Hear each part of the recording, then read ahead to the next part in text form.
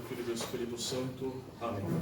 Ave Maria, cheia de graça, o Senhor é convosco. Bendita sois vós entre as mulheres, e bendito é o fruto do vosso ventre, Jesus. Santa Maria, Mãe de Deus, rogai por nós, pecadores, agora e na hora da nossa morte. Amém. Maria concebida sem pecado, rogai por nós que recorremos a vós. São José, rogai por nós. Deus assentar.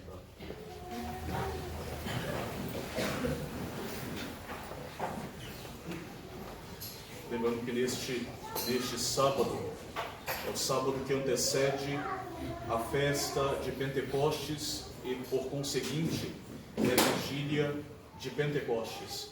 Nós teremos aqui então a missa da vigília de Pentecostes às 17 horas, não pela manhã, mas 17 horas do sábado, né? Uma missa de vigília como a vigília pascal, uma belíssima e antiga vigília que prepara e dá graças para bem celebrar também esta festa de Pentecostes. Então, neste sábado, aqui às 17 horas, né, a vigília de Pentecostes. Homens da Galileia, por que estáis a olhar para o céu? A festa da Ascensão, que nós celebramos na quinta-feira dessa semana, que a igreja soleniza neste domingo, para que os fiéis possam participar das graças da festa da Ascensão. Esta festa da Ascensão é a festa da suprema glorificação de nosso Senhor Jesus Cristo. Nosso Senhor completou a sua missão aqui na terra, cumpriu perfeitamente a vontade do Pai neste mundo, e agora Ele entra nas glórias celestiais para gozar em toda a sua plenitude da glória de Deus, das alegrias eternas. A ascensão no céu, a ascensão de Cristo ao céu, coroa de forma gloriosa esta vida terrestre de nosso Senhor Jesus Cristo, e deve ser exemplo para as nossas lutas e também para a nossa própria ascensão, para a nossa ida ao céu. Neste grande mistério da nossa fé, nós contemplamos a humanidade de Cristo, né? Cristo, homem que se eleva da terra ao céu de forma visível, né? Aos olhos, diante dos olhos dos apóstolos. Esta ascensão de Cristo, milagrosa, real, visível, histórica, não somente nos dá prova da divindade de nosso Senhor Jesus Cristo, que o faz subir aos céus, não só como Deus, mas como homem, porque como Deus nunca deixou de estar nos céus, mas esta ascensão milagrosa nos lembra que Cristo subiu bem mais alto. Ele foi exaltado acima dos coros dos anjos, como nos diz São Marcos do Evangelho. Ele está sentado à direita do Pai. É a glorificação de Cristo como Rei. Ele toma posse do seu reino perpétuo sobre nós. E esta suprema glorificação de Cristo foi uma recompensa das dores, pelas dores que ele sofreu por amor ao Pai e por imensa caridade para conosco. Ele aceitou cumprir todo o programa de humilhações preditas pelos profetas, bebeu o cálice, até o fim, o cálice da amargura, o cálice dos sofrimentos, e tudo isso por amor ao Pai e por amor a nós. E eis então que o Pai glorificou o Filho, e o exaltou acima de todas as coisas, para que o seu nome seja de hora em diante temido no céu, na terra e nos infernos. Que todo joelho se dobre diante deste nome glorioso, o nome pelo qual nos vem a salvação. Jesus, ele subindo ao céu, ele leva a humanidade glorificada, a humanidade, a natureza humana glorificada, e ele a faz assentar à direita de Deus. A humanidade é um mistério belo, inclusive para nós, porque em Cristo a humanidade ela é recebida de alguma forma no seio da Trindade. Nos diz São Gregório, pelo nascimento do Senhor, a divindade ela parecia humilhada. Agora, pela sua ascensão, a humanidade é exaltada em Cristo. A humanidade em Cristo, pelo mistério da sua ascensão, ela recebe muito além do que ela havia perdido. Onde abundou o pecado, superabundou a graça. Nós ganhamos muito mais pela graça infalível de Cristo do que nós havíamos perdido pela inveja do demônio que nos fez cair da nossa primeira dignidade. Por Cristo, nós recebemos uma graça superabundante. Onde abundou o pecado, superabundou a graça. E pelo batismo, todos nós nos tornamos membros desta humanidade gloriosa, cujo chefe é nosso Senhor Jesus Cristo. Pelo batismo, nós participamos desta humanidade gloriosa, glorificada pela graça de Deus. Nosso Senhor, Ele subindo para o céu, Ele nos atrai junto para o alto, nos atrai junto para o lugar do nosso eterno repouso. E assim, aquela palavra de Cristo que se referia à sua crucifixão, poderia ser também interpretada neste mesmo sentido. Quando eu for elevado da terra, atrairei tudo a mim. Nosso Senhor também, se elevando da terra no dia da sua ascensão, atrai os nossos olhos, as nossas mentes e a nossa vida para o alto, para o céu, para uma verdadeira elevação. De tal forma que o católico que tem consciência da sua fé e da sua vocação à santidade e ao céu e à glorificação, ele sente esta necessidade de uma contínua ascensão, de uma contínua elevação para o céu, necessidade de um progresso incessante para um ideal de perfeição que se realiza em nosso Senhor Jesus Cristo. E assim, podemos dizer que a doutrina de Cristo é a verdadeira doutrina do aperfeiçoamento humano. É a doutrina católica, é a doutrina de Cristo. Aperfeiçoamento humano, primeiramente, do plano espiritual, do plano sobrenatural, que vai ter as suas consequências na vida prática, na vida natural, na vida social do ser humano.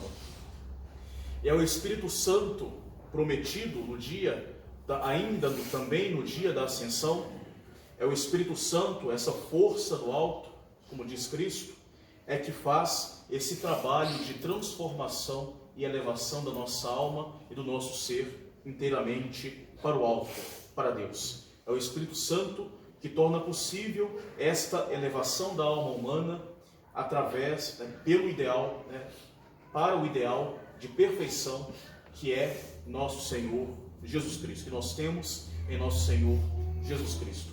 É o Espírito Santo que vem purificar os nossos corações para que o nosso coração ele seja levado e possa ver a Deus, como nosso Senhor diz nas bem-aventuranças: bem-aventurados os puros de coração, porque eles verão a Deus. É o Espírito Santo que faz a transformação de purificação da nossa alma para ser possível esse processo de elevação da nossa alma. Esse trabalho maravilhoso feito pelo Espírito Santo, que transforma a nossa alma desde o interior, nos faz verdadeiros cidadãos do céu, exilados aqui na terra, sempre suspirando pela sua pátria celeste. Essa transformação ela é de tal forma operada que o fiel, em toda a sua vida, só terá o seu interesse para as coisas do alto, para as coisas do céu, e tudo reordenará para este último objetivo, que é o céu. O seu coração, o coração fiel, está no céu, porque lá está o seu tesouro. Nos diz o Evangelho: onde está o seu tesouro, aí estará o seu coração.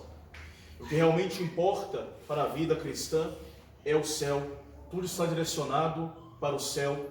Todos os nossos interesses terrenos estão submissos para os nossos interesses eternos, e tudo vale perder para não perder este último objetivo, este último bem.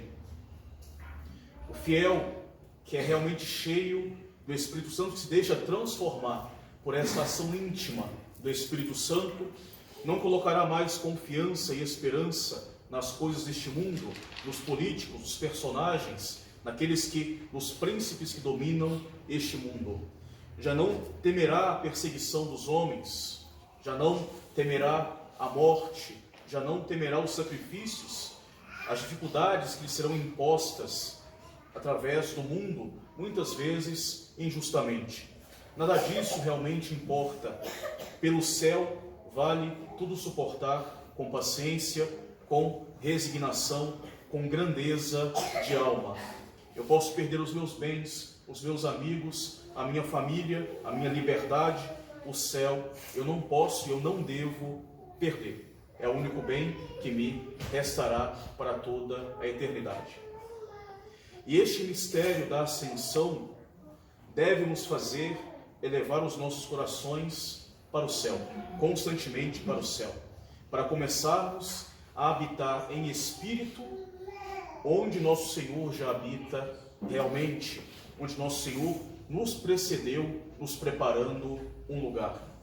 Este mistério da ascensão de nosso Senhor Jesus Cristo deve nos fazer buscar esta ascensão da nossa alma, a ascensão da nossa vida por meio da graça de Deus. Nós vemos nesta narração dos Atos dos Apóstolos que os discípulos olham para o céu, têm os olhos cravados no céu, enquanto nosso Senhor está subindo e a nuvem o faz desaparecer. Dois anjos perguntam: por que estais a olhar para o céu? E logo depois, esses mesmos apóstolos que estavam ali a olhar para o céu, logo após o episódio de Pentecostes, 10 dias depois, eles tomaram coragem, essa coragem do alto pelo Espírito Santo, e pregaram a boa nova da salvação a toda criatura, como Cristo lhes havia ordenado.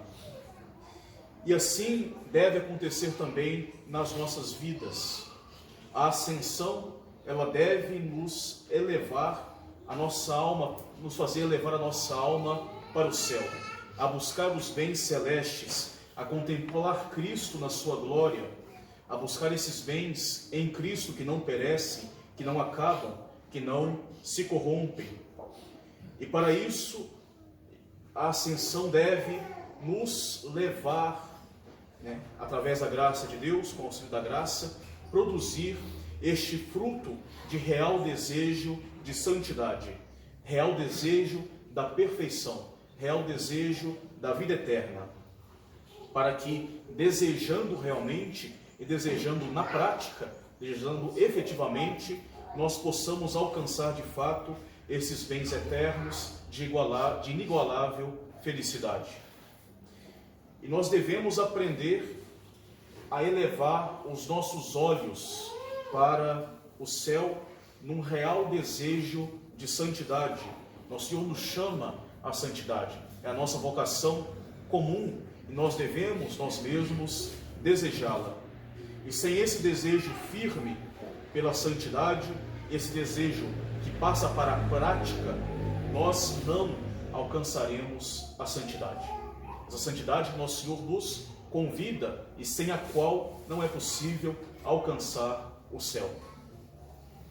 Se nós desejamos seriamente, de forma eficaz, a santidade e a perfeição, nós a alcançaremos. Precisa começar por desejar o céu, olhar para o céu. O desejo pela perfeição deve ser um desejo firme, não pode ser uma mera veleidade, uma aspiração vaga, um desejo que não se esforça seriamente e que, consequentemente, não dará bons frutos. Seria isso o desejo de um preguiçoso que quer e não quer ao mesmo tempo. Quer a santidade, mas no fundo, vendo as dificuldades práticas, vendo as renúncias, os sacrifícios, não quer, praticamente. Quer e não quer a santidade. Não é um verdadeiro desejo, esse desejo do preguiçoso. Nos diz as Escrituras, os desejos do preguiçoso o matam, porque as suas mãos recusam o trabalho. O dia inteiro ele só deseja, ele só aspira, sem concretizar nada, sem passar para a prática.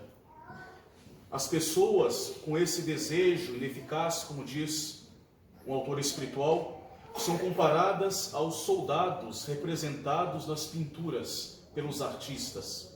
Eles estão com a espada na cabeça do inimigo, mas nunca darão o golpe final.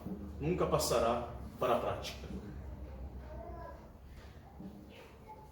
Não podemos ser como soldados meramente pintados, representados. Devemos ser na prática. Tomar a coragem e tomar, na prática, este desejo da santificação, esse desejo de ser santos. E nosso desejo deve ser firme, com uma determinação muito determinada, como nos diz Santa Teresa de Ávila. E usando as palavras da santa, convém muito não diminuir os desejos, mas sim ter uma confiança e acreditar em Deus. Porque se nós nos esforçarmos pouco a pouco, ainda que não seja de repente, podemos chegar ao mesmo que muitos santos chegaram, com auxílio da graça de Deus. Porque se eles nunca se determinassem a desejar a perfeição e pouco a pouco colocá-la em prática, eles não subiriam a um tal estado a qual chegaram. Sim, devemos desejar com uma firme determinação e colocá-la pouco a pouco em prática. O desejo deve ser constante e perseverante. Não devemos abandonar o caminho ou frear diante das primeiras ou segundas dificuldades, mas devemos desejar a santidade e persegui-la. Eis o nosso objetivo e deve ser firme. Esse desejo deve ser humilde. Devemos reconhecer as nossas fraquezas para evitá-las, não para desistir, mas para poder pouco a pouco evitar essas fraquezas. E deve ser um desejo com muita confiança em Deus, que vem em nosso socorro das nossas fraquezas. Esse desejo deve ser prático, colocado na prática, aqui e agora, usando os meios que a Igreja nos ensina para seguir o nosso objetivo. Um desejo deve se esforçar para se traduzir em obras, se apoiando na graça de Deus e confiando no auxílio de Deus. Assim fizeram os apóstolos, que estavam a olhar para o céu, e logo depois voltaram felizes para Jerusalém, para receberem esta força do alto, que é o Espírito Santo, e assim colocarem em prática a obra da salvação dos homens. Não basta olhar para o céu, não basta simplesmente olhar para o céu, porque estáis aí parados a olhar para o céu. Devemos, depois de contemplar esta glória, depois de olhar e contemplar a glória que Cristo nos anuncia, depois de desejar a santidade, devemos colocar os meios em prática.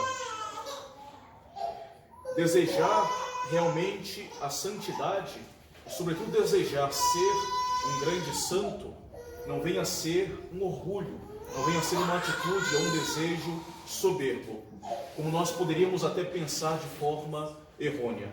Nosso Senhor, Ele nos ordena isso: sede santos como o Pai no céu é santo. O Senhor nos ordena ser santos da própria santidade de Deus. Então, ser um grande santo não venha a ser um orgulho. Seria um orgulho se nós, como Lúcifer, buscássemos a nossa perfeição nos apoiando nas nossas próprias forças, nossa própria natureza humana. Nós devemos buscar a perfeição, sim, mas a perfeição através de Deus. Quando nós nos apoiamos em Deus, não existirá aí soberba, muito pelo contrário, uma grande humildade, pois reconhecendo as nossas fraquezas, nós colocaremos o principal meio, a principal fonte da nossa santificação na graça de Deus, no auxílio divino. Esse desejo constante pela santidade, que é a nossa vocação comum, nosso Senhor nos chama a ela, sede santos, como meu Pai no céu é santo. Esse desejo constante da perfeição, ele deve permear cada traço da nossa vida católica.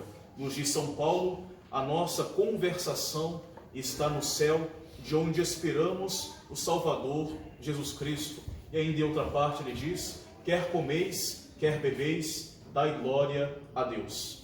A vida do católico necessita desta elevação.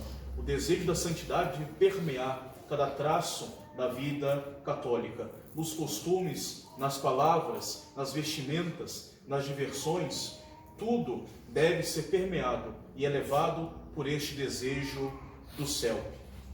E para colocar tudo isso em prática, é preciso rezar, preciso elevar a nossa mente a Deus, preciso fazer a nossa meditação católica, se possível, cotidianamente, e é possível, com um pouco de organização. É preciso tentar um pouco fazer a leitura espiritual, frequentar os sacramentos na medida do possível, rezar o nosso terço, fazer pequenas penitências e lutar contra as nossas tentações. Só as almas verdadeiramente esforçadas chegarão à santidade. Só as almas verdadeiramente esforçadas têm um desejo real da santificação. Nós devemos começar, primeiramente, por desejar esta participação na própria santidade de Deus. Com Cristo crucificado, nós morremos para o pecado. Em Cristo ressuscitado, nós vivemos uma vida nova, pela vida da graça. Com Cristo no céu, pela sua ascensão, nós também devemos subir ao céu. E assim, devemos desejar e viver, a vida do céu já aqui na terra. O direito do céu nos foi adquirido por Cristo, o lugar nos foi preparado por Ele, e compete agora viver deste modo, viver para o céu, para merecer ocupar este lugar um dia com Cristo. E nessa expectativa e deste desejo no céu, devemos pedir a graça a Deus de vivermos já nesse século, já nesse tempo, visando a eternidade, assim como sugere a oração da missa de hoje. Deus Todo-Poderoso, concedei-nos a graça de também nós vivermos em espírito na morada celeste. E peçamos ao Espírito Santo que nos virá em Pentecostes, Espírito Santo que é o sublime artesão da vida espiritual, que Ele possa vir moldar a nossa alma, que Ele possa vir trabalhar desde o nosso interior, para que nós possamos viver todos os dias em nossa vida, concretamente, este mistério da ascensão de nosso Senhor Jesus Cristo, através do desejo do céu e através da elevação da nossa vida. Louvado seja o nosso Senhor Jesus Cristo. Do Pai, do Filho e do Espírito Santo.